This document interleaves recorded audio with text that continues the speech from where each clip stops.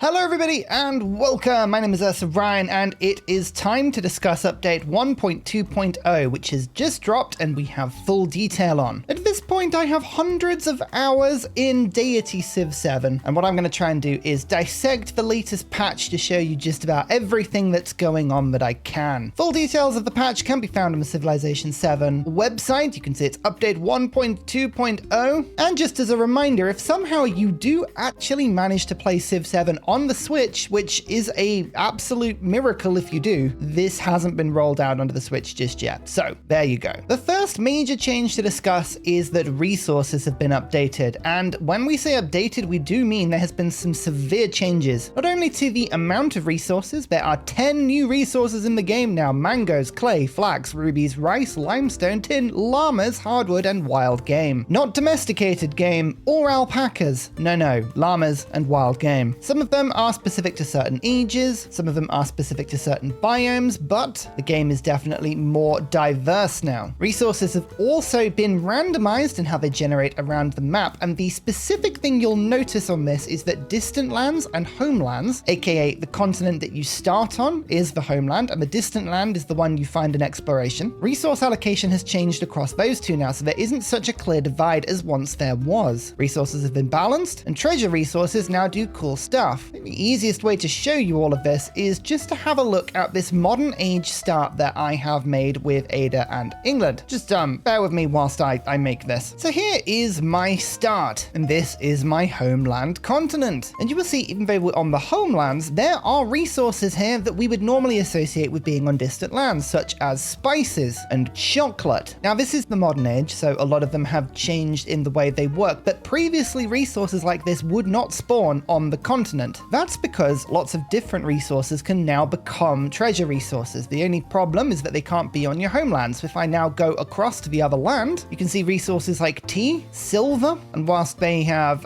they can still have horses. A lot of this stuff is distant lands, and that will all become treasure now. Resources have also been quite severely rebalanced. Fish, for instance, in the modern age, no longer work as a factory resource that provides growth bonuses. I think the devs believed that they were too easy to stack, which is fair. They are now bonus resources, and instead we have a new resource type that does what fish used to do, tin, except it's not 5% growth rate, it's 3% growth rate. A lot of resources have been rebalanced in this way. There's some new ones as well. Limestone, for instance, giving 10% production towards buildings. That is a new stackable empire resource and is very good for production civs. In the same way, hardwood, 20% production towards civilian units. It is now possible to, for instance, have a civilization that spams merchants, settlers, stuff like that. Very interesting. Explorers in the modern age, all of that would be very stackable. Now, not every map will have every type of resource, but do note as well, there will now be a north-south difference in resources. Some will only appear in the northern hemisphere, some only in the southern hemisphere. I suspect that's going to change quite a lot between games, so we'll have to keep an eye out for how that really, truly balances. One thing I have noticed is that with all of the new resource types and the new way that they spawn, there are a lot more resources on the map than previously we saw. So we're going to start seeing a lot more really high science starts. Look at this area, for instance. 1, 2, 3, 4, 5, 6 resources have been deployed in such a formation that we have 1, 2, 3 tiles with 3 resource adjacency. That is a very heavy science start. The map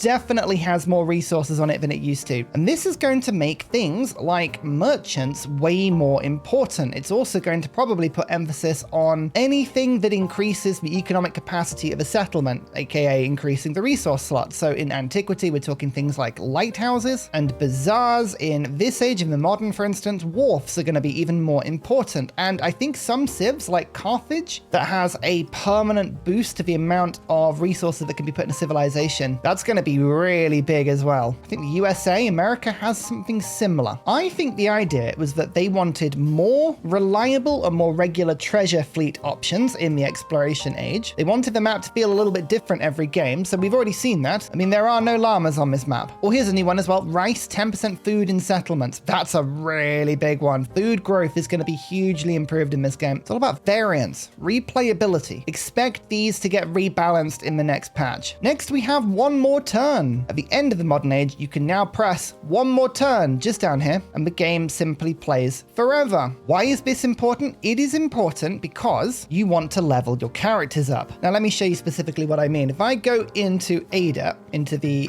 challenges, you can see if we scroll down, there are a bunch to do with the modern age, completing the modern age, finishing Railroad Tycoon and Ideology and Space Race and Geographic Society, doing 2 legacy paths in a single age. This is the sort of thing that what you can do is you can now press one more turn after the game is over, and provided you're going to spend enough time on a save file, you can just unlock all of this in the modern age. If you want to level your leaders up, this is highly effective. Let me show you why. 25, 50, 75, 125, 150, 175, 225, 250, 275, 325, 350, 375, 425, 450, 475, 525, 550, 575, 600 experience is available to be unlocked purely in the modern age on every leader. At the very minimum, 600 experience. What does that mean? 600 experience takes you all the way to level 5. You now have an option to have a non-time bound way of getting level 5 in every leader. That is a huge change. For completionists, you no longer have a time limit. The AI can no longer destroy you. You simply can sit there and just wait for as long as you need to get all of your achievements, which I think is pretty fun. Also, if you happen to run a YouTube channel, you now have the option to go back into the game after it's finished and actually debrief, which is quite good. I appreciate that's quite niche. Food and growth rebalance is probably the biggest change that we were expecting in this patch, and now we know more details about it. The aim of this patch is to remove the hard cap that used to block growth when gaining food. So settlements could only have so many rural population, especially towns, before it became essentially impossible to continue growing. That is no longer going to happen. The idea being that food-focused strategies are finally viable all game long. Food-focused civs and leaders, looking at you, Pachacuti, will feel stronger and more fun to play. And AI behavior has improved. In theory, the deity AI or other AI levels are available. They should now play better because the population in those cities should be greater. Plus, if the AI does choose to say focus on food, which often it does, now this stuff will actually mean something. Now, there are a few things to bear with these new growth changes. Firstly, it is now harder to get the first population in a settlement. Say, for instance, I want to make a new city or a new settlement. Ta-da! It's here. This first population right at the beginning of the growth code is absolutely more difficult to get than it used to be. You can see at the moment we need 42 food to get the first population, a huge increase in before. However, by the time you get to about 6 or 7 population, it begins to then get easier, a lot easier. And it's going to be most noticeable in towns around that sort of 7 or 8 rural population level, and then also in cities. Once you get up to very large rural population numbers, you can see we have 20 in London, and without any extra growth, the city is now still growing. This would not have happened. This would have showed hundreds of turns to get a population. There is no town feeding this. In fact, let me just throw the food in. So I've changed a bunch of the towns to now be food focused, and you can see we have 199 food coming in per turn, which means we are now going to grow in about 11 turns. Ignore what this says. That's really, really fast. Suddenly, builds that rely on food are not going to hit a point of stopping. They are just going to keep going and going. What does that mean? It means we're going to have a bunch more specialists, and it means that you actually will be able to fill out most of the rural tiles in a city. Leaders like Confucius, Pachacuti, and Tecumseh, who rely on food and growth mechanics, are going to see a huge bonus in this, but also civs like Ada. She is all about science and culture and picking as much of that up as we can. We're going to see more specialists now. Charlemagne will benefit from this with his happiness. World-renowned Ashoka as well. The rebalancing will be real. It's also worth pointing out that in modern, it is harder to gain the first population, but way easier to gain the last population. In antiquity, growth at the beginning is quite easy, but then trails away a little harder. Now, why will this boost the AI? The AI is going to have more population. That means the AI will have more specialists, more improved tiles, and will generally have more yields, especially on deity. You will see those yields multiplied by 80%, and they will be a lot higher than they previously were. We've simply given the AI an economic buff. Now, the question is, does the AI perform better? Yes. Will we perform better as players? Yes. I have always believed that if you give the same bonus to the AI and yourself, you will always come out on top because you know how to use it better. I am yet to be convinced that is not the right way to look at this, but only time will tell. Now, the eagle-eyed amongst you will notice that I've actually had this turned on in this game, that multiplayer teams are back. You have this wonderful screen that, just like in previous civs, lets you choose a team for every single civ, and this gives you a game where you can now actually have permanent allies. You can see them written down here. We are in team 1, them as team 2, and team 3. The teams can be as unevenly distributed as you want. You could actually have a game where I'm team 1 and then everyone else is team 2, or we could all stack up against one AI, or we could have multiplayer games where we go in teams. I think this is now the rebirth of the 2v2v2 multiplayer format that we've seen in competitive multiplayer, which should be really good to see. We might also see the return of 4v4. Teams put you into a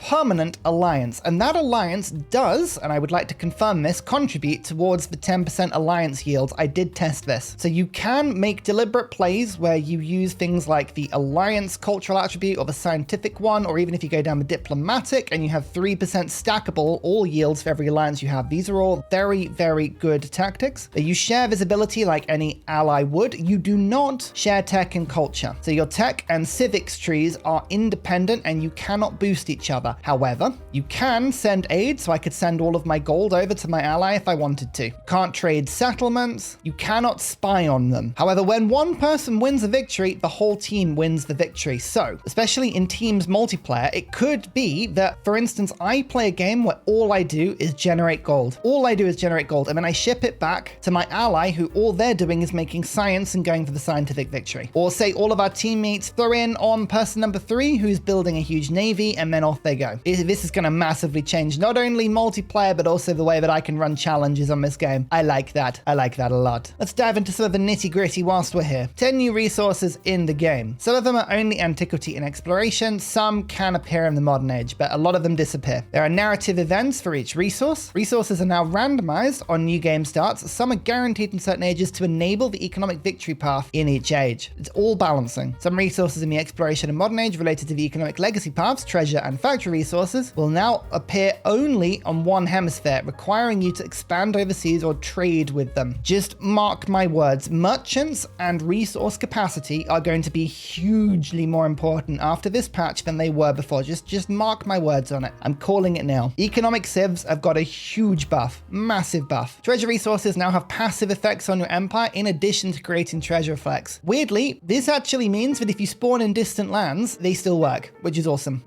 Some mods have had that problem. We wanted to make sure these resources were worth improving and protecting, even if it didn't grant you treasure fleets in your homelands. So yes, you can have treasure in your homelands now. It just doesn't count as treasure. Homelands and distant lands treasure resources are now distinguished on the map. This was snuck in, and I think this is actually a massive change. Homelands and distant lands are from each civilization's perspective. So your homelands could be distant lands to another civilization. There is now no longer on the map a fixed homeland on distant land continent, as we saw at the beginning of the game. Now, all continents are ideal, but every civ has a tag that says this continent is my homeland. Everything else is distant lands. That is a huge change. That makes TSL suddenly really, really cool. That means multiplayer is going to be so much more balanced. It means that in theory, we have now opened a gateway where we can have people spawning in antiquity and exploration on any continent, including distant lands, and the game will still work. This is now the pathway to unlocking multiplayer for maximum people. So rather than having 5-player multiplayer in antiquity and exploration and 8-player in modern, I think this is going to be the change that now enables us to have 8-player multiplayer in every age. I think this is the gateway. Huge change. A lot of people have been saying that this has been needed. The way that they originally set this up was cool, but not practical. I'm really glad about that change. That's a huge improvement. Dyes give 4 happiness instead of 3. Sure, fish is no longer a factory resource. Instead, it gives food as a bonus resource, and tin has replaced it, but it's not as good or as likely. Again, we saw games where you could get like 20 copies of fish and break the game. So I think that's what they've done to stop that. The maps are now a little bit more knobbly. People have been complaining that the maps look too square, so they've now increased coastal erosion around the edges of the maps. It looks much cooler. I'm calling it now though. Everyone was complaining about the square maps, but they were mechanically really good to play with. Maps where you have like big bays like this or like here, they make it much more difficult to get into the distant lands. So they will not be as balanced. They look cooler, but they won't be as balanced. So I think that's a classic case of be careful what you wish for. AI players will now build larger navies when playing on Archipelago. Great. They will no longer pick city-state bonuses that have already been chosen by another player. I didn't even realize they did this. That's hilarious. AI land units handle attacks from hostile naval units better.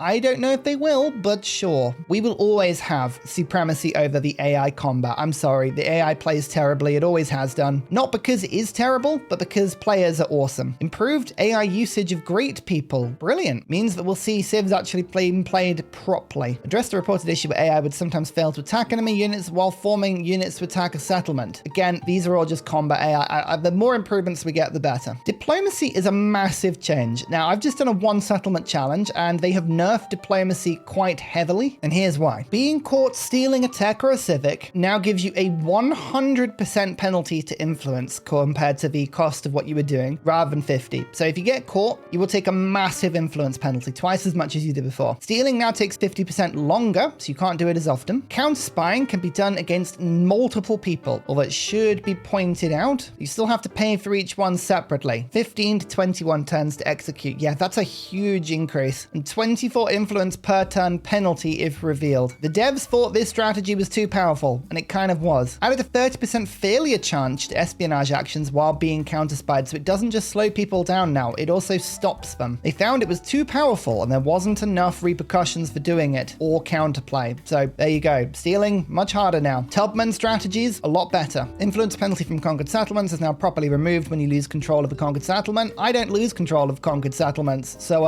I never saw this, but sure. They have reduced the amount of natural disasters on light and moderate settings. To that, to everybody who thought that was a complaint, I say to you, you were wimps. Haha, I play on catastrophic. There are some huge changes hidden in the economy as well. Not this one. Bridges can now be purchased in towns. Great. We like bridges. Now you can put them in towns. Fantastic. But this.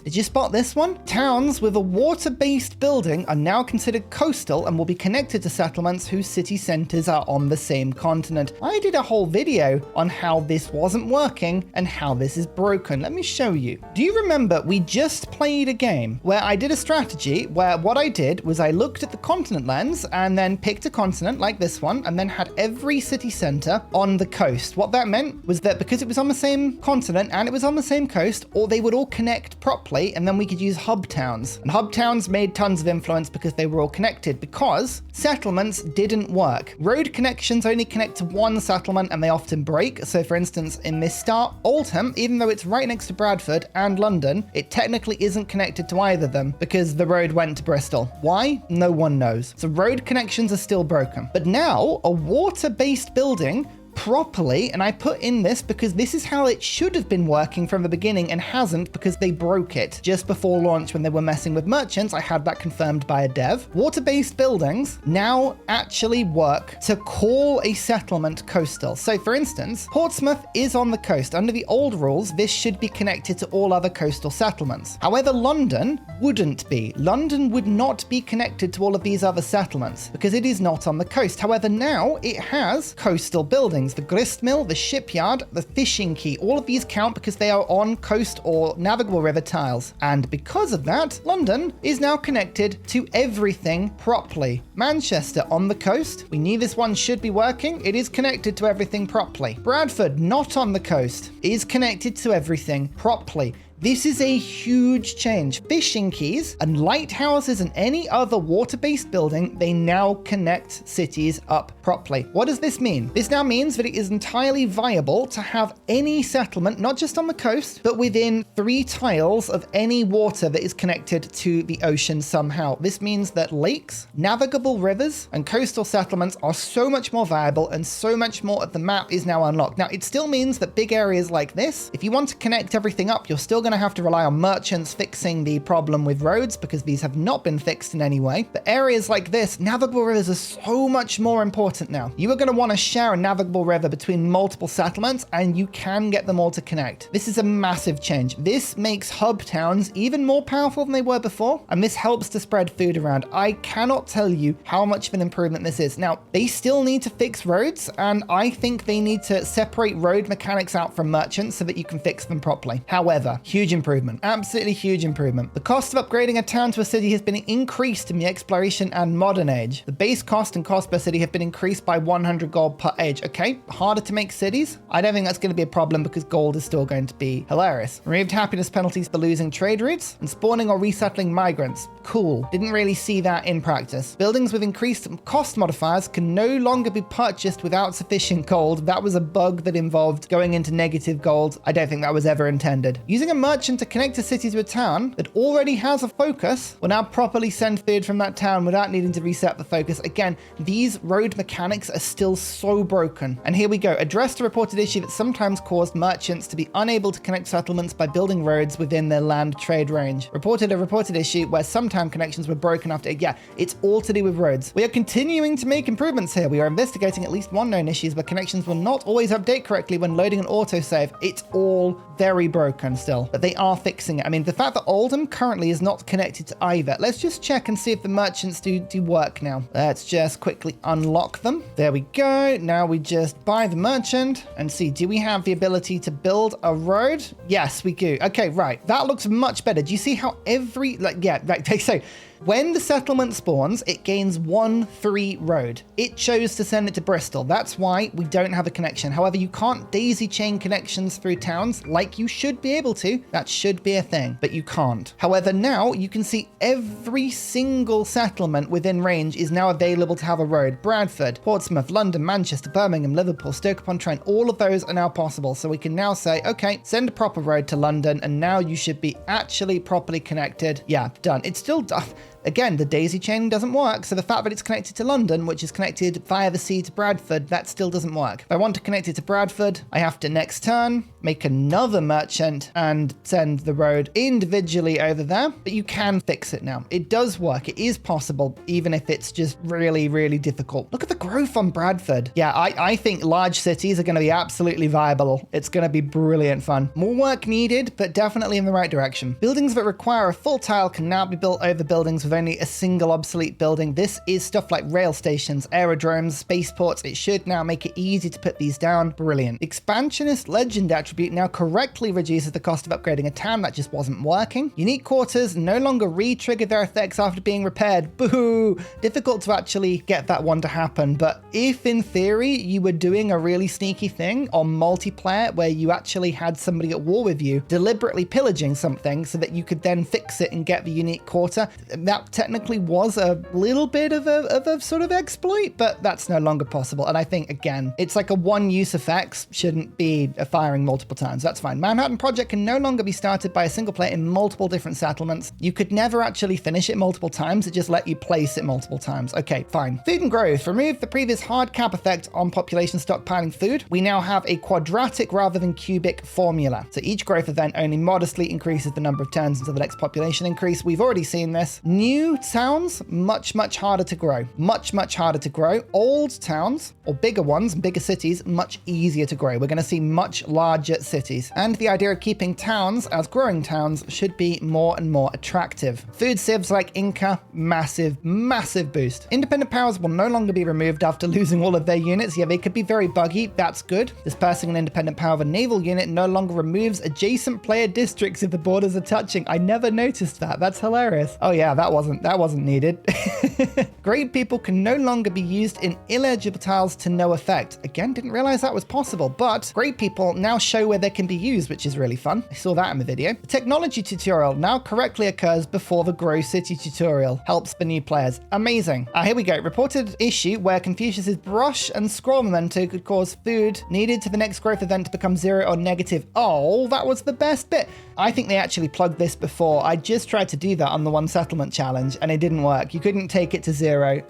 The golden days where you can have 1 turn growth. But we also saw this bug in my last run. The lantern memento will no longer grant its effect when not equipped. It was just giving it to everyone, but the lantern itself did nothing. Yeah, fair enough. Packed units can now be upgraded simultaneously using the upgrade all button on the commander. Oh, we've been complaining about this for ages. Hang on, let me just get an upgrade. So here we go. We have an army commander with 3 line infantry and a field cannon. Previously, I used to have to click click on each one individually and press the upgrade button. No longer. Now I have this button, upgrade all units. Ta-da! And they all upgrade. Small quality of life change that, but a massive one. Production cost and maintenance of cavalry units has been increased. So they correctly identified that cavalry units were so much better than any other unit, it was no longer needed to make anything. Why make a warrior when you could make a chariot? There was no need to. They were stronger, they were faster, and they cost the same. Now they cost more. Initiative promotion now correctly applies to rivers and rough terrain. I never noticed that break, I'll be honest with you. Naval units are now less likely to be placed in inland lakes on age transition. Age transition, the game now looks for the largest body of water when placing naval units. Oh, thank goodness. The amount of times your Giga Navy would end up landlocked in a lake in the middle of the continent and you'd go, oh, no longer. We'll see if that works. I think time will tell on that one. Players now correctly receive an aerodrome commander after conquering a city with an aerodrome during the modern age. Again, never noticed that not working. Fertility rights now applies to all settlements, not just cities. Nice upgrade, that one. God of Healing now requires an altar in the capital, but its effect is still global. Okay, they're just adding an altar to that one. And then we've got a little bit of bug correcting. To be honest with you, from this point onwards, nothing really is too important. I'll leave you to go through this one at your own leisure. But just alone on the changes to the way that settlements connect with each other and the way that food is being applied, I can see the exploration and modern age is becoming so much more satisfying than they previously were. These are huge, important, and really exciting upgrades. I can't wait to see them in action. Speaking of, I'm gonna go and film my next game right now. Thank you so much, everybody. Hope you enjoyed this little update video. I'll see you next time. Goodbye. And finally, a very special shout out goes to Glorious Petra, Clibben Ferdas, Poppy Dude, The Nickerman, Matthew Wilkinson, Paul Coffey, Portland, Toon General, Capoyobi Virani, The Uncivil Engineer, Radiatore, Debo91, Mushkin Mandletort, Pete, Scott Stratton, Major King Kong, Skeptical Bear, Cinnamon Beard, Private Selection, Genoa Salami, Callum Billy, Garrett Gowan, El Truant, Creston, RB Hedged, Burial, I'm Daft, Gooberman, Dr. Bobby, Mixomatosis, NTG Golfman, Indigenous 68, Teddy's Ursa, Barnaby Rex, Charlie Bears, Nate the Great, Alex Frost, Mean Penguin, Interplanet Janet, Frankincense Battlezord, Geography Teacher, Juvara, Morax, Sinikush, Echo Bear, Deja Vu, Kovawoo, Legally Trash, Sorted Dutch, Rad Bickley, Shadow of Gaia, Flower Power Bear, Dan Jamo, Bob Tway, Abstract Fun, Slither Alley, JB Genius, Arctic Fox, Egg Shark. Thank you everyone for your support. Goodbye.